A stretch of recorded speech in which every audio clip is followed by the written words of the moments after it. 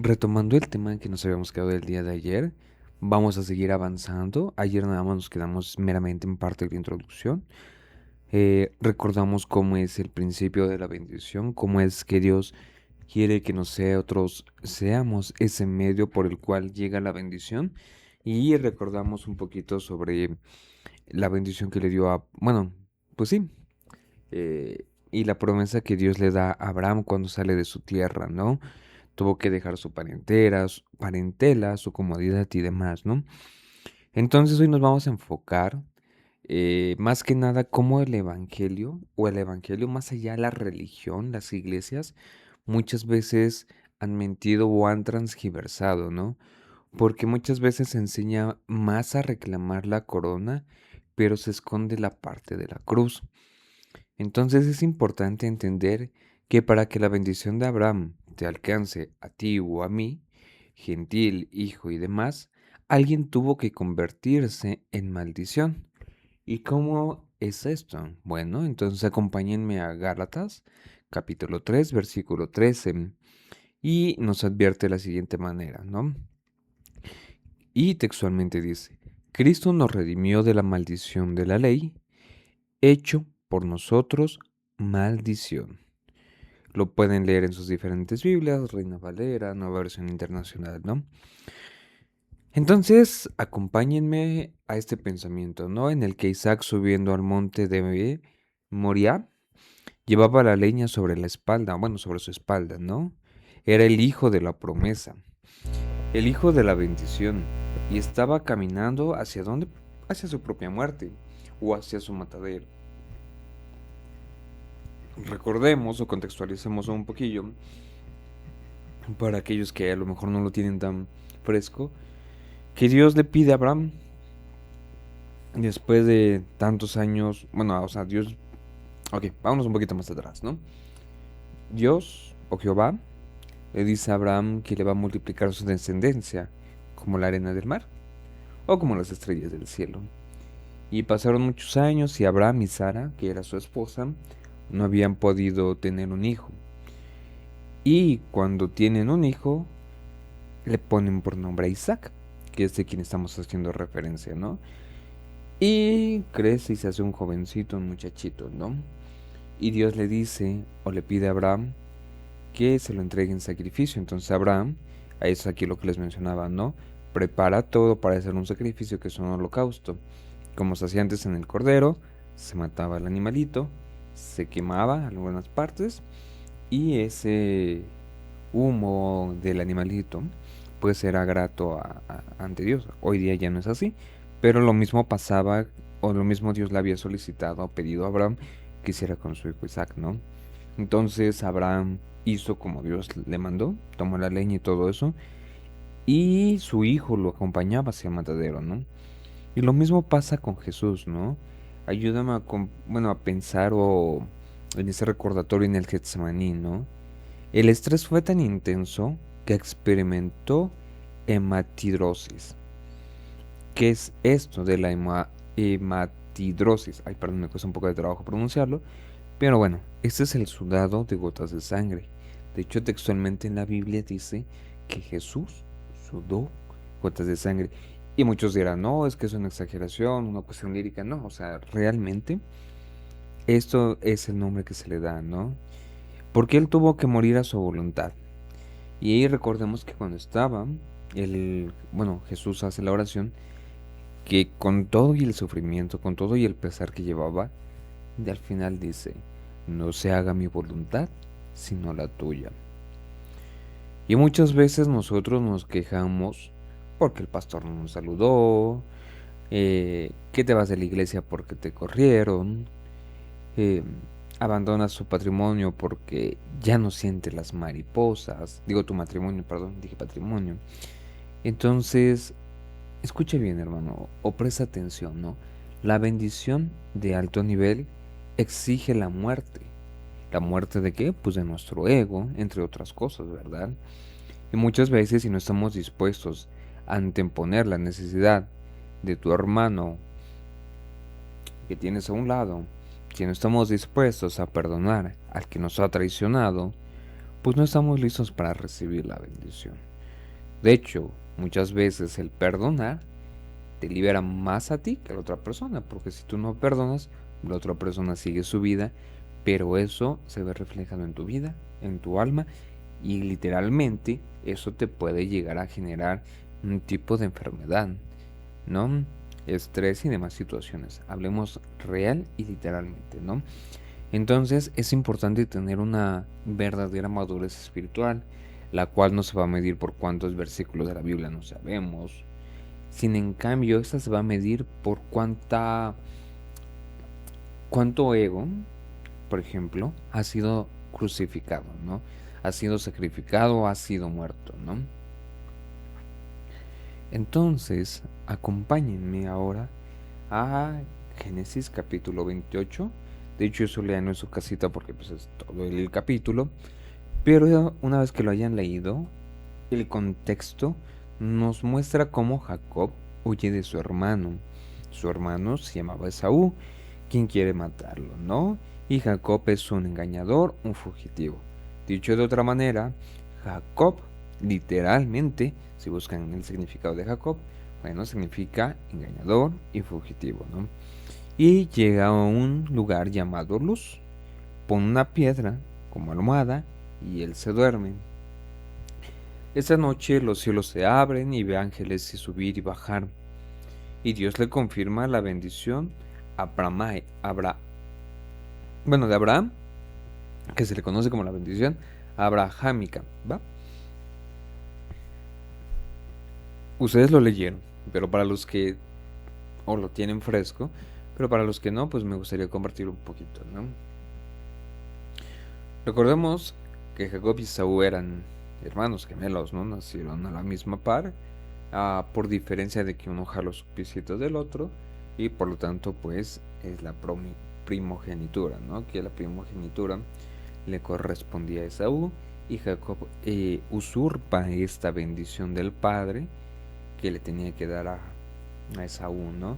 ¿Cómo? Pues hace pasar por su hermano.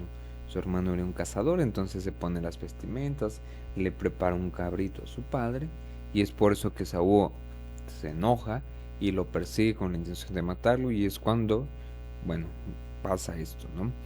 Se duerme y puede ver a los ángeles. Pero al despertar, Jacob toma una piedra donde puso su cabeza. Recordemos que se recostó sobre una misma, ¿no? Y derrama un aceite sobre ella. Y ustedes pensarán, o más bien les hago esta pregunta: ¿por qué aceite sobre la piedra que sostenía su cabeza, que lo utilizó como almohada, ¿no? Bueno, es importante recordar que el aceite en la Biblia es símbolo de la consagración, y del Espíritu Santo. Y la cabeza representa el intelecto, la psique, la mente. Entonces es un método de profecía, donde Jacob estaba profetizando: para que yo pueda caminar en esta bendición, mi forma de pensar tiene que ser, oigan bien, ungida. Iglesia, nuestra batalla no es contra demonios con cuernos. Nuestra batalla es aquí, en la cabeza. Claro, dice que nosotros fuimos llamados para hollar príncipes y potestades. Pero la principal batalla, o las principales batallas que vamos a tener que librar, es dentro de la cabeza. ¿Ok? Y toda esta información que consumimos, las series que vemos, la amargura que reunimos o que rumiamos constantemente dentro de nuestra cabeza. Si la mente no está ungida, pues vamos a procesar la bendición de Dios con los filtros del infierno, ¿va? Entonces, vamos a sospechar de todos, vamos a tener un complejo de víctimas. Para esto es muy importante y vamos a necesitar del Espíritu Santo. ¿Para qué? Para que éste derrame aceite sobre nuestras mentes dañadas, sobre los traumas de la infancia, sobre las mentiras que te dijo tu Padre terrenal, para que puedas entender al Padre Celestial. Ok, ahorita vamos a pasar a lo que es la ley de la destrucción, de la retribución divina, ¿va? Entonces vamos a entrar a un terreno un poquito más complicado, por eso es que esta parte lo dejamos al día de hoy, ayer fue la introducción, entonces si quieren darle continuidad a este tema y como que no lo van entendiendo, pueden ver el primer video donde se explica un poquito más, rumearlo, procesarlo y una vez podemos regresar a este video, ¿no? Y aquí les pediré de su apoyo que me acompañen a el libro de Romanos capítulo 12, versículo 14, el cual nos dice: bendecid a los que os persiguen, bendecid y no maldigáis. Qué fuertes palabras, ¿no? Y humanamente esto sonaría inclusive aberrante, ¿no? Tu carne o nuestra carne, lo que realmente muchas veces quiere es justicia, ¿no? Como antes se conocía ojo por ojo, diente por diente. Entonces, ¿qué es lo que quiere la carne? Pues que el que te robó, que quiebre, ¿no? Que el que te difamó, caiga en desgracia. Pero el apóstol Pablo, el apóstol Pedro y en el transcurso los apóstoles nos enseñan algo aterrador. Cuando tú intentas vengarte, te sientas en el trono del juez. Y ese trono no nos corresponde a nosotros, ¿no? ¿Por qué? ¿Qué sucede? Bueno, cuando hace esto, Dios se levanta y dice: si tú eres el juez, entonces no me necesitas. Hazte cargo y quedas completamente desamparado. Pero muchas veces nos toca tragar las lágrimas cuando sientes el sabor de la sangre en la boca por la traición y aún así doblas tus rodillas y dices: Señor, perdónalos y aún más, bendícelos. En ese instante en el que el dolor es desgarrador, tú desatas a Dios. Tú te bajas del trono y cedes el mazo al verdadero juez. Y el juez justo, porque nosotros no somos justos, de toda la tierra asume nuestro caso. Y te aseguro algo, la justicia de Dios es completamente perfecta, es exacta y es terrible. Claro, también hay que verlo y entenderlo con los ojos espirituales y con oídos espirituales, porque esto es hacia ambas partes. Porque muchas veces nosotros, al ser imperfectos, pues vamos a cometer errores, ¿no? De manera consciente y algunas inconscientes. Entonces, es importante tener em, compasión por las demás personas, porque así como ellos se equivocaron, un día nosotros dentro de ese juicio podemos estar del otro lado. Por eso es que nosotros pedimos y decimos, y se los vuelvo a recordar: Señor, perdónalos y bendícelos. Porque para que tú puedas ser perdonado, tienes que aprender a perdonar. Es muy importante esta parte, ¿no? Entonces nosotros solo obedecemos y Dios va a bendecir. No es ensuciar tu canal de oro con el del lodo del rencor. Ya estamos un poquito más cerca de culminar. Ahorita vamos a ver lo que es la provisión y leer un poquito de lo que es Efesios capítulo 1 versículo 3. Si lo tienen de preferencia en su casa, apóyenme a leer estos, que ya estamos concluyendo casi. Entonces yo pediría su apoyo, ¿no? Cuando logramos alinear sometimiento de la actitud, todo lo que vimos como la muerte del ego, la mente ungida y un corazón sin amargura, pues vamos a prepararnos, ¿no? O prepárate, hermano, porque se viene la grosura de la tierra. Proverbios nos dice que la bendición de Jehová enriquece y no añade tristeza. Entonces, hoy mismo rompemos toda doctrina de miseria. Porque no, Dios no quiere que mendiguemos, ¿verdad? Dios quiere ¿Qué? ¿Qué es lo que quiere?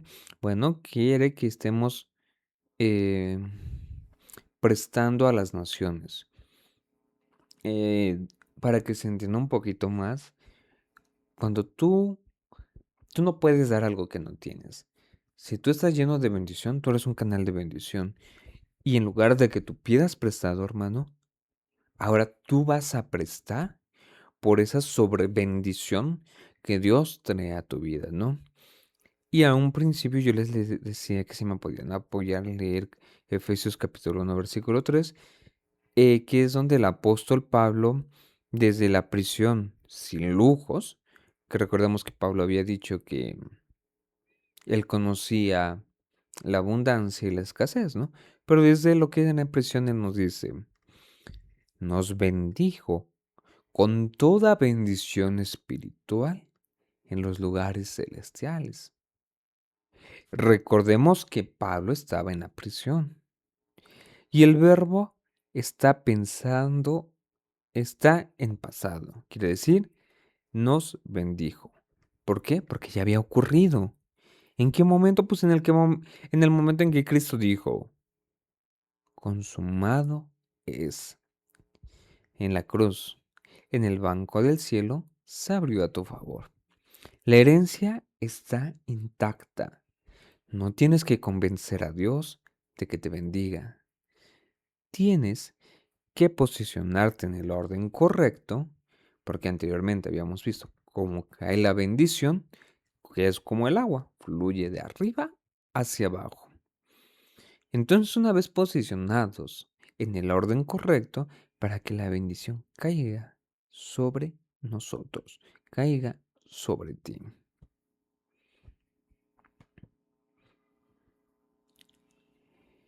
Y estaríamos llegando a lo final. Toda esta información está basada en la Biblia y se está tomando, eh, comparte a lo que el apóstol de la cobertura de Ministerios de Benecer, Sergio Enríquez, ha estado compartiendo, al igual que muchos otros pastores, ¿verdad? Pero en caso de buscar una referencia más cercana, es en función de esto. Entonces, a mí me gustaría llegar a una conclusión un poquito. Bueno, ustedes escúchenla y dejen en los comentarios sobre qué es lo que piensan, ¿no? Y me gustaría que escuchen muy bien de la iglesia, hijos de Dios, ¿no? Porque muchas veces hemos jugado con la religión por mucho tiempo. Hemos asistido domingo o el día de congregación, ya sea sábado, viernes, pero venimos día tras día arrastrando las mismas cadenas, la misma miseria financiera, la misma sequía espiritual, el mismo matrimonio en ruinas. Y hemos tenido la osadía de preguntarle a Dios, ¿por qué no me bendices? Hoy el velo es rasgado y el cielo te responde. Dios te dice hoy, yo ya hice todo. Yo ya di a mi hijo. Yo derramé la sangre. Yo dejé el testamento abierto. El que está bloqueando la bendición en tu casa no es el diablo, eres tú mismo. Eres tú con el orgullo. Eres tú con la incapacidad de pedir perdón. Eres tú y y todo lo que ves, lo que consumes en secreto mientras finges adorar. Eres tú deshonrando a tus padres, deshonrando a tus pastores. Eres tú guardando rencor contra alguien que te lastimó hace mucho tiempo. Llámese 1, 2, 3 años o meses. Estás sentado sobre la tubería de tu propio milagro y tú te quejas de que no sale agua. Hoy se acabó el juego. Hoy el bisturí del Espíritu Santo ha llegado al hueso. No te voy a invitar a que pases al frente para que quedes bien o te vaya bien con el negocio. Dentro de muchas iglesias eso se hace, hermanos. No, no, no. El día de hoy quisiera hacer una oración por ti, para que cambies de conciencia, recordando algo muy importante y retomando lo que hemos visto. Hoy la bendición depende más de ti, amado hermano, que el que ora por ti, que el pastor, que el ministro. Muchas veces no nos estamos acoplando a un orden. Muchas veces no nos estamos dejando morir. Muchas veces no entendemos la bendición como el principio que Dios nos ha dejado. Pero aún así, permíteme orar por ti, porque hoy Dios te ha llamado al altar para morir, morir a todo lo que vimos anteriormente. Dios te llama para que seas partícipe de la bendición que le dio a Abraham. Te llamó a que traigas tu ego, tu dolor, tu sed de venganza y tu rebelión, y las claves a la cruz hoy mismo. La bendición está aquí, pero tiene un costo, y ese costo es tu vida. Si hay alguien que llega y te dice, Señor, no aguanto más ser mi propio Dios, quiebra mis rodillas, úngela, piedra de mi cabeza, cedo mi derecho a vengarme, hazme morir para que tú vivas. Sí, ese eres tú. Sal de tu asiento ahora mismo o levántate donde estés. Si tus posibilidades te lo impiden, cierra tus ojos, amado hermano, y sal corriendo de esa comodidad.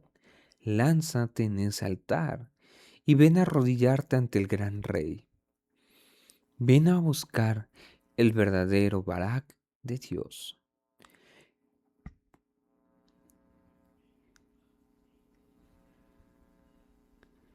Hoy la maldición se rompe mediante el sacrificio de la redención total. Amados hermanos, Dios les bendiga, hoy y siempre. Y recuerden, ustedes son el medio y la fuente de bendición que este mundo necesita, que su familia necesita. Dios me los bendiga.